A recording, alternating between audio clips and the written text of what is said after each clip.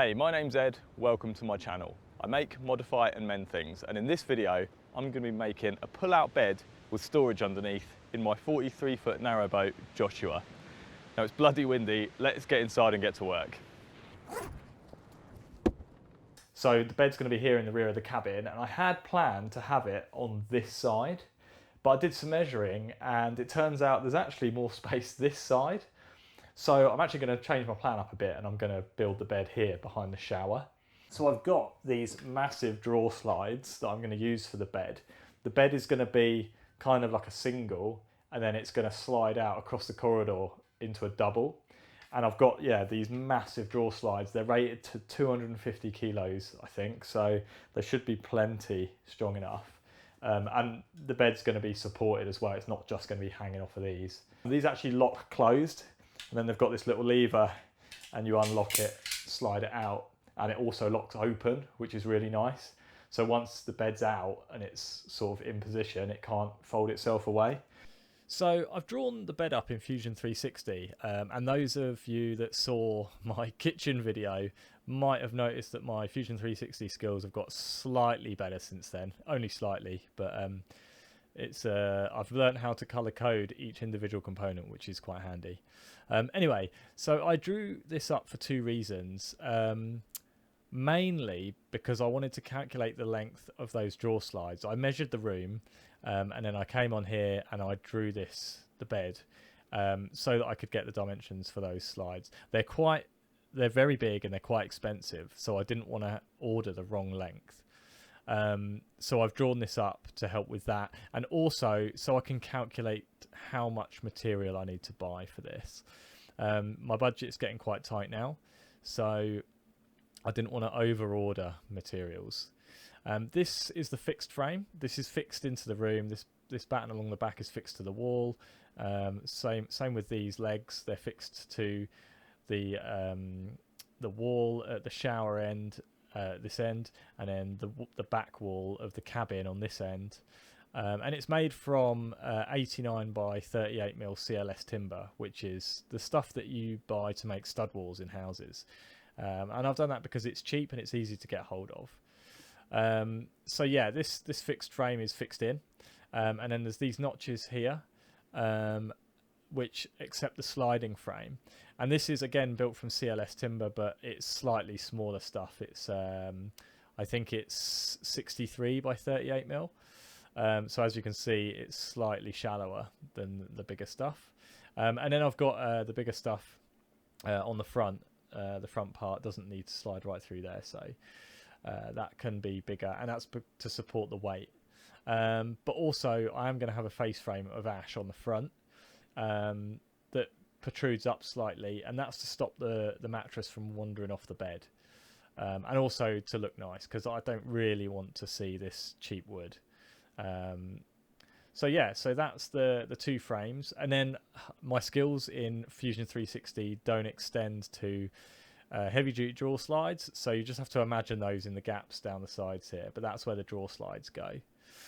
And then obviously on a bed you've got slats, so there's slats on the fixed frame here, and as the name suggests, they're fixed. They don't move, but then there's the slats on the sliding frame and they interlock with the fixed ones. I don't actually know how big these are going to be yet. I just chose a number. I think I did 38mm because that's the width of the CLS timber.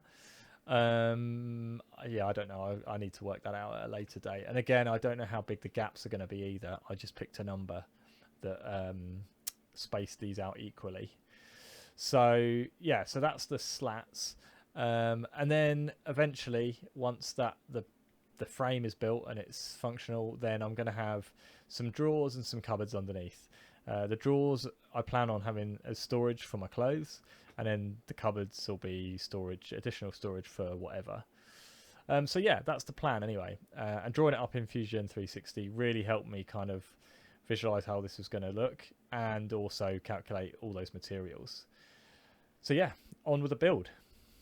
So I fixed battens into here. They're both exactly halfway, and that's because in the future, if I ever want to fix anything on the other side of this wall, or even on this side I suppose, that I know exactly halfway there's a fixing point. So they're in, the wall's in. So now I can start building up. So I'm going to cut some the legs for the bed and then build up from there. So the fixed frame is in. It's the only bits that are fixed in are the legs and this rear batten at the moment. This bit is still loose, although it's cut and it fits, because I will need to cut some rebates in the front of it to allow the sliding frame through. However, I have had a bit of trouble with these runners. These are 610mm runners and they're actually too long for the space I have. Basically because they lock closed and they lock when they're fully open, which means they need to fully slide to the end of their travel to be able to lock. And with the width that I have here, I just can't get these 600mm runners to slide all the way open before the sliding frame hits this front fixed frame. So I've reordered some 550mm runners, which will do the job, and I'll be able to fully slide them open. So until they get here, I can't finish this, but I can do the rebates in this front beam, and I can make the sliding frame. I just can't fix it in yet.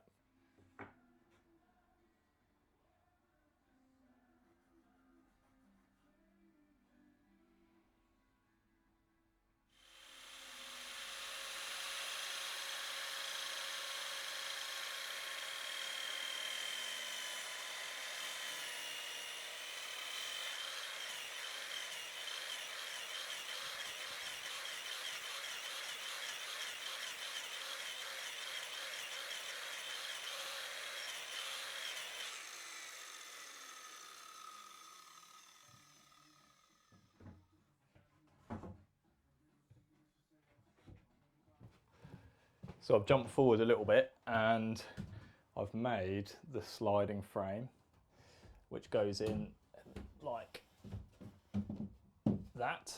So what I also need to do is strengthen this joint somehow, because obviously I've not got much meat here.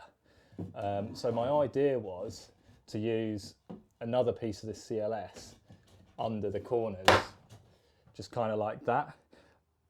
But I'm going to have storage cupboards under this bed, and that eats into a lot of the access space in the doorway to the cupboard. So what I'm actually going to do is I'll probably make up some kind of metal bracket that goes in the corner that's screwed to the leg and then just runs underneath this member here and helps spread that load, because that'll be much lower profile than the piece of wood. Also, this front piece on the sliding frame is just temporary. This will actually be a piece of ash which is much wider, between about 120 to 150mm wide, because I need something that protrudes to stop the mattress from wandering.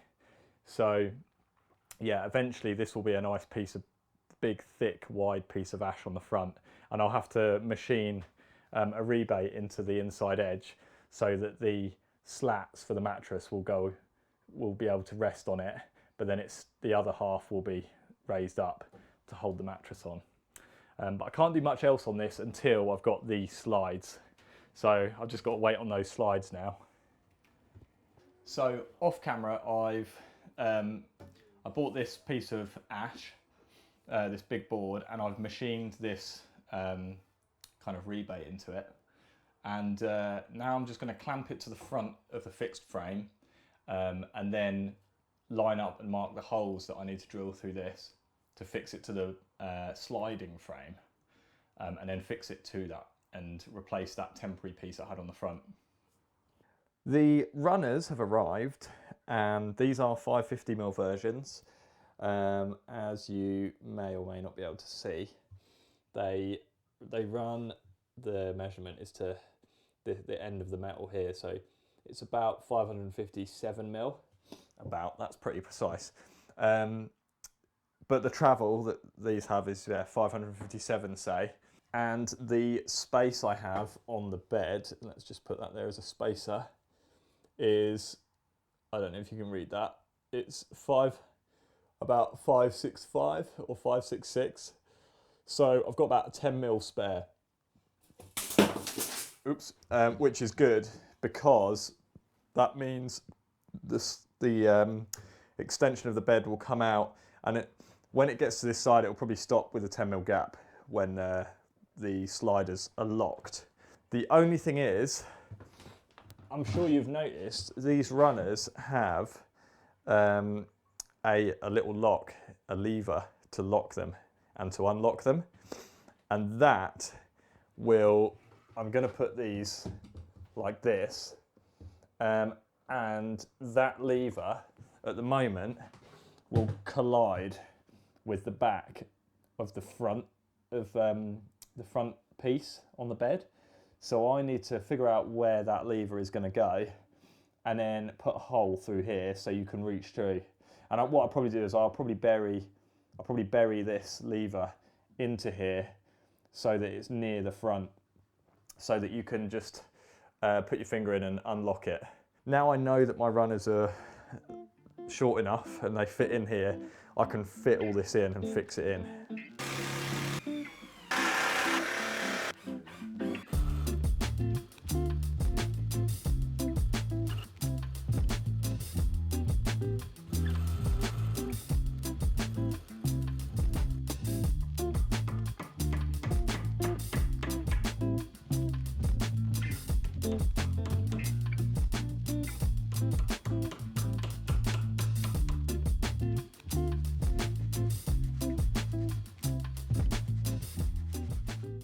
I've screwed on the runners.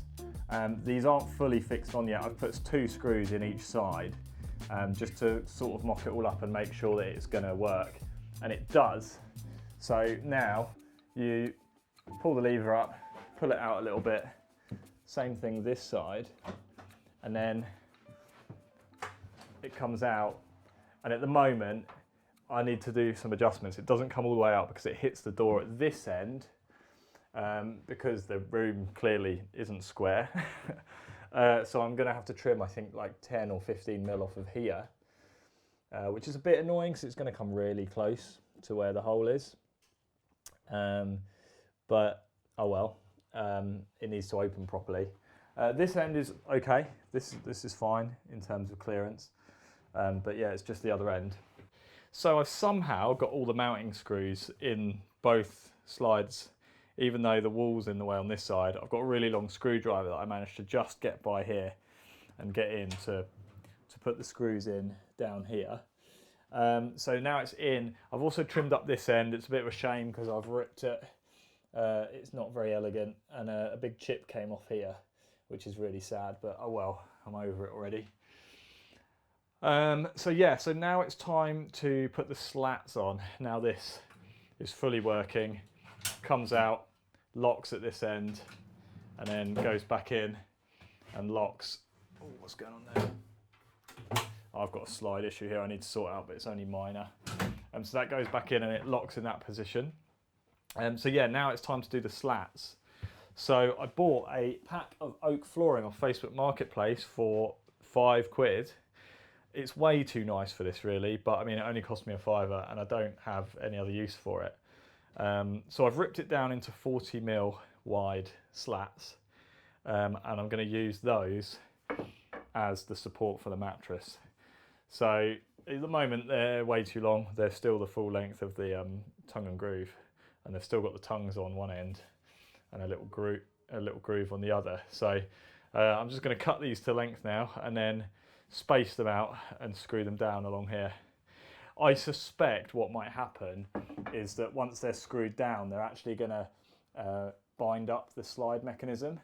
So I might have to take these all to the workshop once they're cut to length and run them through the planer so that there's a bit of an arch to them, because then it'll allow the slide mechanism to work. But I'm going to cut them to length and screw them down first and then see what happens, because it might work fine.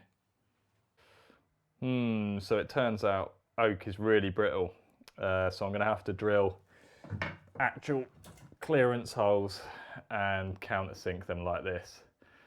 I can glue that one back together and repair it, because I don't have enough of this oak. I'm going to have to find something else once I run out of this. But that's kind of annoying, but good to know on the first one, so I don't make that mistake halfway through.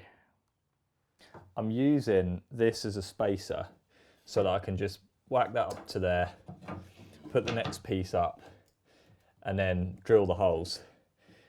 So to make sure that I get even gaps all the way along.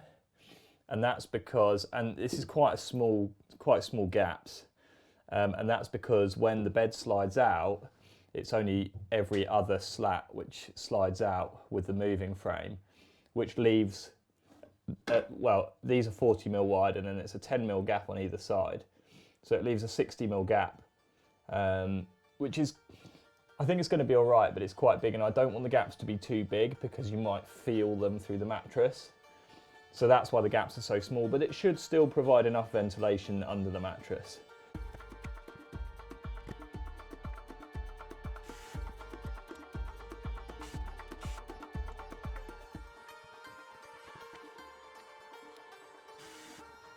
So I've finally got all of the slats fitted. This has taken me about a day longer than I wanted it to. And I've got the really nice oak ones on from the head end about 2/3 of the way down, and then the rest of them are made from the rest of the maple flooring that I had that I'd used for the kitchen and the living room. So they look a bit scrappier, but they're almost as equal strength, and they're the same size as well. I suppose now is the time to test it. This is the position for during the day, or if I just want it as a single, and then I release the catches, pull the bed out, and it locks in that position, and this is it as a double. I don't think these gaps are too big. Once the mattress is on, I think it'll be okay. And this is the terrifying thing. It will actually hold my weight unsupported, which it should do, because these runners are rated to 250 kilos. So technically it should hold me and my partner. However, I'm way too scared for that. And in fact, I was going to put some support under either end. Whatever I build this side of the room, I was going to build in some support so that when this pulls across, it will actually rest on something to support the weight. Because even though it can, I don't know if it will forever, repeatedly, night after night. So yeah, I'm pretty happy with that. And to put it away, you just release the catches again, slide it back, and it locks in, and that's now locked, closed. So I'm pretty happy with how that works. It doesn't roll quite as nicely as I wanted it to, but... So the next thing is to make the cupboards and the drawers under the bed. So I just need to measure up for some pieces of ply, which will be the dividers between the drawers and the cupboards. Oh, and also I made up these brackets in the corners on the front edge.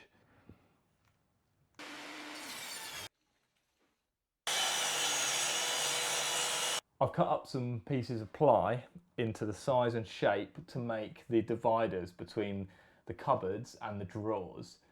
And how I'm going to do this is I'm just going to put these up at the space that they need to be apart for my drawers to fit in. I'm going to make the drawers 750mm wide, and then I think the runners are like 20mm wide each, so it's another 40mm either side. So these will be 790mm apart. I'm just going to check them now for fit, and then I can take them back to the workshop for any adjustments if needed. So I've cut the pieces around the pipes. Oh, they don't quite fit in, it's a bit too tall. I'll have to take like a mil off, I think. I think the front fits, it's just the back. Does it fit anywhere? No. I've cut the parts for the drawers, and as I'm sure you can see, there's only 2 drawers here, and that's because I've changed my plans last minute, I'd actually already started cutting the parts, and then I thought, actually, if clothing is going in them, especially hoodies, trousers and t-shirts, they're a lot bulkier. So I thought a double depth drawer is probably going to be better. So on the bottom, I'm going to have this 300mm deep drawer, and then on the top, there's going to be this sort of standard depth one. So I'll see how that goes. I mean, I can always change this if it doesn't work out that well. So now I've just got to glue and screw them together, then I can slap some paint on them and make the fronts.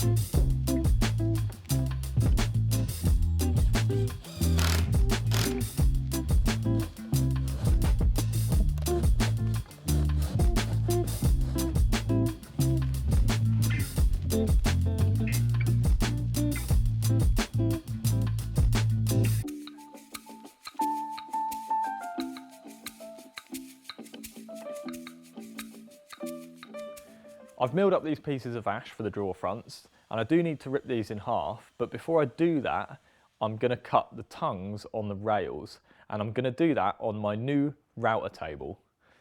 This might seem a little bit late in this project to be buying a big piece of equipment like this, but I think I got a bit of a bargain. It looks quite expensive, but I did get this for a very good price off of a really nice guy called Graham off Facebook Marketplace, so he'll never see this, but thanks for that. Yeah, so it's pretty solid, as you can see. Crucially, the table is cast, and that was the downfall of my homemade one. The table on my one deflects by only 1 or 2 mil where the router is mounted in the middle, but that was enough so that joints like tongue and groove joints wouldn't fit together that well, especially over a long length of timber. The groove would wander significantly. It wouldn't be completely straight, which was not great, obviously. It's got a wooden fence attached that's clearly been added afterwards, and that's because the 2 aluminium extrusion fences, it's in 2 halves and it's designed so you can bring it closer around the bit. They don't stay completely in line with each other. So I think that fence has been added to kind of give you one continuous fence that is straight. So I've left that on. It's also come with a router attached. So I've got 4 of the bloody things now. But oh well, it just means I didn't have to bolt my own one on. So yeah, let's get on with those drawer fronts.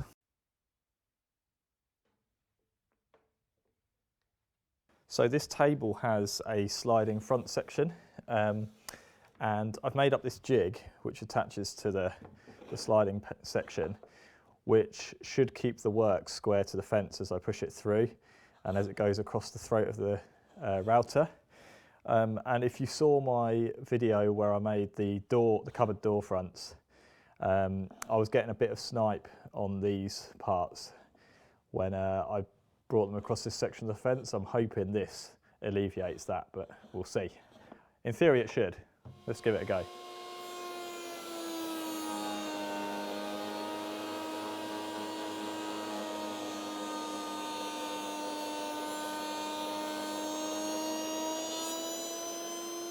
Wow, yeah, that's miles better than it was. I feel like I felt it move a tiny bit as it went through the cutter. I don't know if that's me just being hypercritical now, but it's certainly miles better than when I made my kitchen cabinet doors. If you want to know what I'm talking about, go back to my video about the kitchen and you'll see what I mean. I was getting a little bit of snipe just as I was bringing it through the cutter, but this jig seems to completely alleviate that. Certainly you can't see it by eye. Maybe when I put it together, it's really hard to tell. I don't think so though. Brilliant.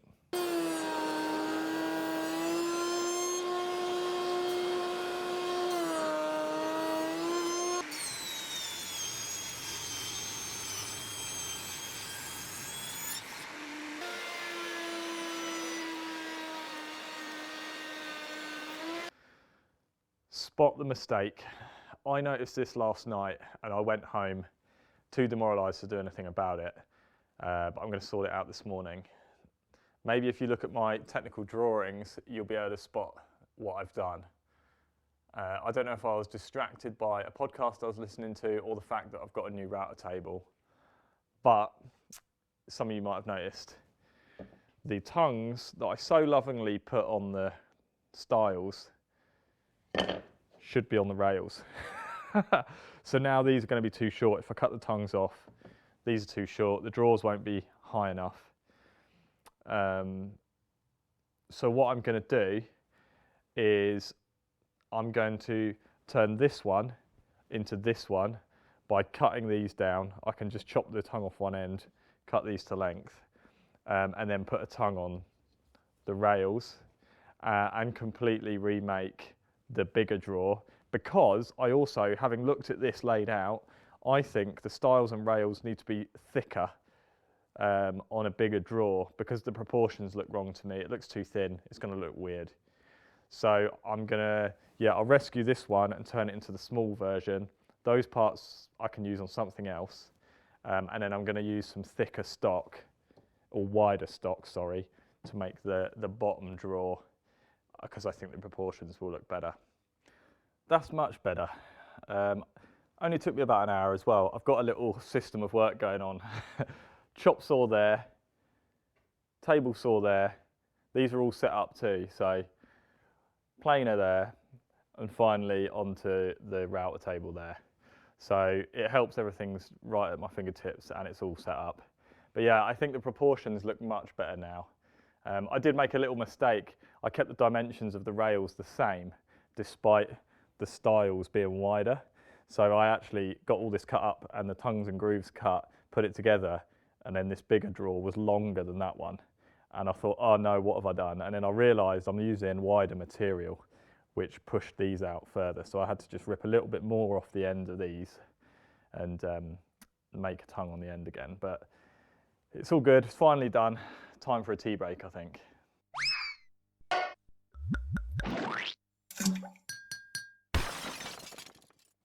Cheers.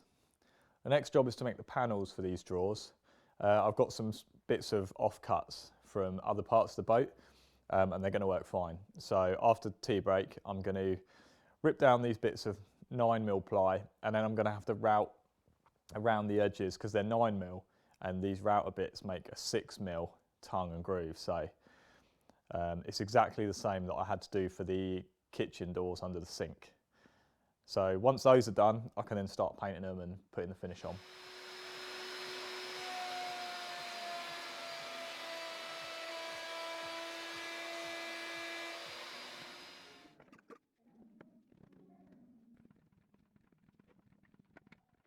Voila, 2 drawer fronts. They're not actually amazing. I mean, there's still a little bit of a gap there. I can sort that out. I think I can sand that end to pull that gap closed a little bit. And I mean, there's a tiny gap here. I am nitpicking now. I'm being super, super critical. That gap will close up when I glue it. But yeah, like I said, they're not perfect, but they were a damn sight faster to make than the other drawers that I made. And I think that's where the tools come in. I can do these just as accurate, but much, much faster. Way less messing around. So I'm pretty happy with these. Panels are now cut and they fit. I just test fit. These are just dry fitted together. They're not glued. They're just pushed together. So now I need to take them apart, paint the panels before I glue them up, because I think, to me, it's just easier and cleaner to paint these before they're glued together. Otherwise, you've got to do loads of masking and the paint gets everywhere, or it does when I do it anyway. So I'm going to paint the panels first, then fit them, then I'll sand these and finish them nicely. And then they'll be ready to screw onto the front of the drawers. Back in the boat, and I've spent some time putting in the first divider. Because if I've learned anything from doing the kitchen, it's that everything needs to be really square for the drawers to slide nicely. So yeah, I've spent a bit of time making sure that this is as square as I can get it. Obviously, making a square box in this boat is really, really difficult. Nothing is level or straight, as I've said probably every single video of this series. But what matters is that this is square to the bed, because that's where the drawers are going. So I've spent quite a lot of time putting this one in, because obviously this is the first one and everything's going to be referenced off of this. And now I need to put the other divider in for the other side of the drawers. But hopefully that's going to be much easier, because I've made these spacers. These are the exact width of the drawers plus the runners. So the idea is I can put one here, one over here, and then I just butt the second divider up to the end, and when they're touching, that's the exact width of the drawers and the runners. Then I can fix that down that side, and then do the same at the top, and just make sure that that dividing wall is hard up against the spaces at the top, and then screw them in. That's the idea, that's the theory. Let's see if it actually works.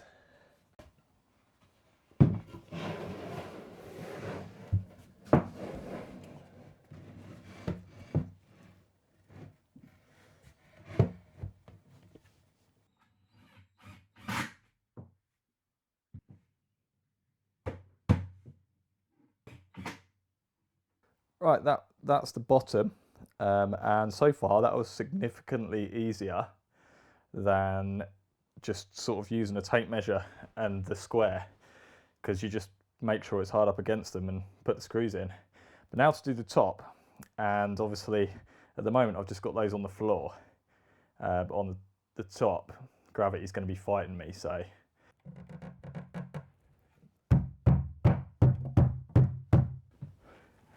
this might look awkward, but it's a lot easier than measuring and using the square. But I'm not done yet, so the proof will be in the pudding.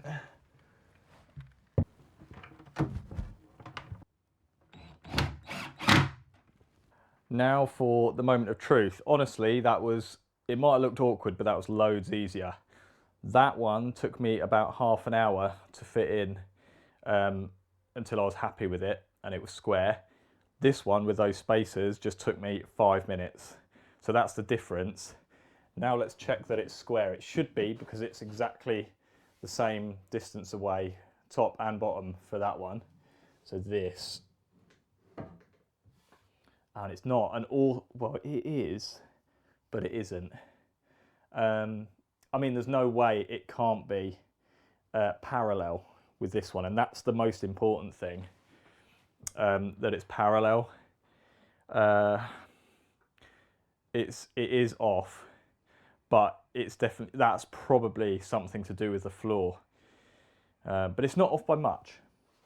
It's only very slight. I don't know if you can even see it. What's it like this way? It's pretty good that way. It's square with the bed, and that's important. Yeah, it's quite far off. You can probably see that. It's pretty far off that side. I'm going to say that's probably the floor dropping off this way. I would not be surprised. I'm going to measure the gap just to be doubly sure. But as long as it's parallel, as long as these two dividers are parallel, that's all that matters really. Yep, they are 811 mil apart wherever I take a measurement from. So they are exactly parallel with each other. I'm really chuffed with that. Making those spacers have saved me so much time. So yeah, all I need to do now is finish the drawer fronts and fit them.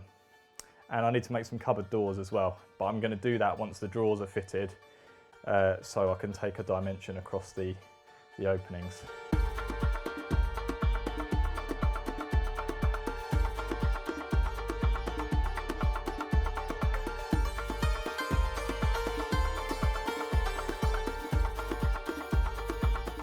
Using a complicated arrangement of spacers, I've managed to fit the drawers and the drawer fronts. I did it in exactly the same way that I did the kitchen drawers, but it was a little bit more fiddly because there's two drawers, one on top of the other here. They slide pretty well. The bottom one's decent. The top one is not so good. It gets bound up a little bit at the end of its slide, and it doesn't quite close itself fully. I think that it's binding up on the side a little bit, and I think that's because the plywood is slightly bowed. And I could probably sort that out by screwing something to the side which pulls that bit of ply straight. But I'm hoping with some use they'll free up a bit more anyway. I'm sure they will. I'm also kind of wishing I got push to open runners on these. The reason being I still need to put handles on these, and the handles, no matter how low profile ones I get, they are going to stick out into the corridor a little bit. And in the kitchen I've already caught my t-shirt and my trouser and my belt loop on some of the drawer handles because they stick out and they've effectively got a hook on the end.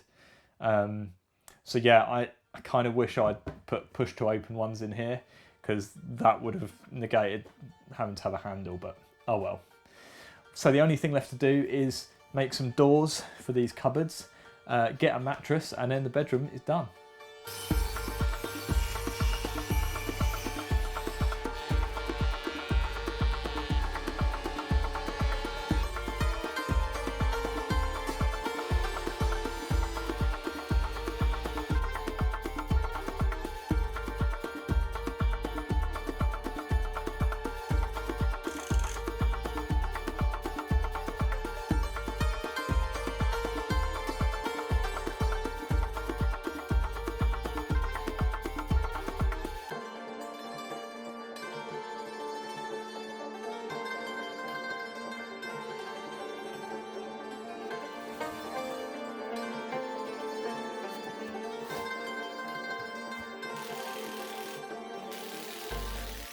So with the doors fitted, that's the bedroom completed. And I'm one step closer to moving in. I did make these doors and fit them in a bit of a rush, so they're not quite as nicely fitting as the drawers or the other doors I've done on the boat. But to be honest, I just want to get moved in now. Having said that, they are fine. I made these from cheaper material. They're made from old pallet wood. You probably saw when I was machining it down, it looked really rough to begin with. But they've actually come out really nice and a really nice match. Other than the obvious knots in this wood, I think it's quite a close match for the ash. So I'm fairly happy with that. I was worried they were going to stand out a mile right next to the nicer wood, but they don't. So that's really good. Pleasantly surprised. I need to add some sort of closing mechanism to these doors because at the moment they can just swing open. The hinges are quite stiff, so they don't, but it would be nice to have something that clipped them closed. Another thing is a little bit janky. The mattress, when I put the mattress on, it's really, really high when it's in single bed mode like this. And realistically, I don't think I'd really want to sleep on it like this because you'd feel a bit like Princess and the Pea. It's so high up. And if you fell out, it would actually be quite a way to fall. But it's not too hard to slide out into a double, so I don't think I'd even bother sleeping in it in a single bed mode anyway. So yeah, that's this part of the bedroom anyway. I still need to make the office side, but that's not essential for moving in, so I'm gonna live on it for a little while and see how I use the space before I do that. And now for the moment you've all been waiting for, let's fold out the bed. So I just release the catches, then pull it out, and it slides really well, but it doesn't quite slide as nicely as I wanted it to. I wanted it to be like a real soft glide when it opens, but it isn't. But I don't think realistically deep down I ever thought it would be because of the mattress. And actually, when you fold it back away, if you push the bed in with the mattress here, these slats that are sliding under pinch the mattress, and it makes it really difficult to fold away. So when you're putting it away, you have to pull the mattress over this side, then slide the whole lot in. Yeah, otherwise it's really difficult, which is something that I didn't realise was going to happen, but it's not a biggie. So there we go, full size double bed in a narrowboat that folds away. Like I said, it's quite tall when the mattress is folded over like that, but yeah, I don't think I'm actually ever going to use it like that anyway. So a double bed it is. So, and actually it does hold my weight right on this side of the bed, which is, it's a drawer. Essentially it's a drawer that's open, which is incredible. I mean, those runners are rated 250 kilos, which is well under. I'm less than half that. And even with me and my partner on the bed, we're still under that 250 kilos. The weakest point of that is going to be where I've attached the runners to the frame. So yeah, I think it's going to be fine. So yeah, that means that this is the last big job really to do on the boat. And now I've just got a few bits and pieces to do. I need to make some curtains. I feel a bit weird about sleeping in here without curtains. And there's some little bits and pieces of ceiling and trim that I need to do in the shower to make that usable. And I need to make some doors and stuff for the toilet and the shower, which is pretty essential. But that'll be for the next video. So if you want to see more in my boat series, there's some of those up here. If you want to just see some of my other videos, there's some of those up here. If you haven't subscribed to me yet, please consider it. I really, really appreciate it. And I'll see you on the next one.